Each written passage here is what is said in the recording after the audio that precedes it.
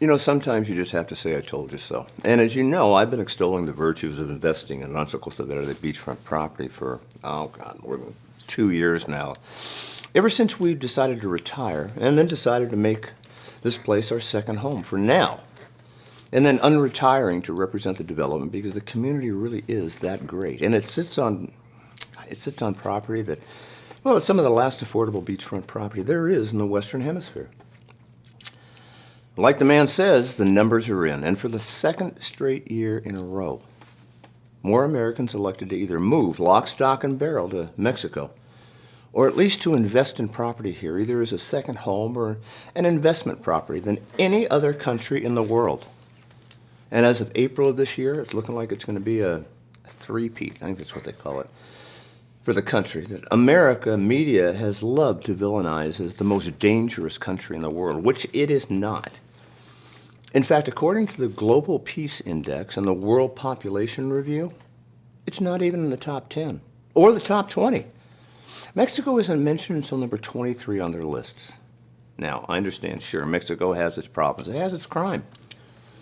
But even the safe places like Cancun, Cozumel, Mazatlan, Puerto Vallarta, even those cities are nothing compared to our own cities in the U.S., like L.A., New York, San Francisco, Dallas. Even Honolulu, with a crime rate of almost 52, is more dangerous than most of Mexico's cities. But crime in our little city of San Felipe, Baja, 0.25. It's not even enough to register on the crime indexes. And savvy Americans are finally coming around to understand just how safe Mexico is. Just how skewed the media reports are, just how far the dollar really goes down here, and yeah, just how much you can get for that dollar. Now, like I always say, statistics, they can lie. But you know what? The numbers underneath them don't. They can't. They are what they are. They're just numbers.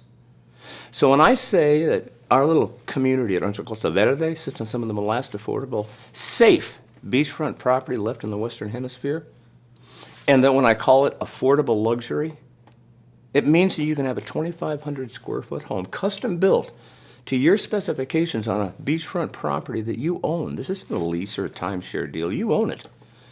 Inside a guard-gated community that's patrolled 24 hours a day, 7 days a week, and that is just about 90 minutes south of the border on the quiet Gulf of Mexico side of Baja, just outside a city with a 0.25% crime rate, all for right around $400,000.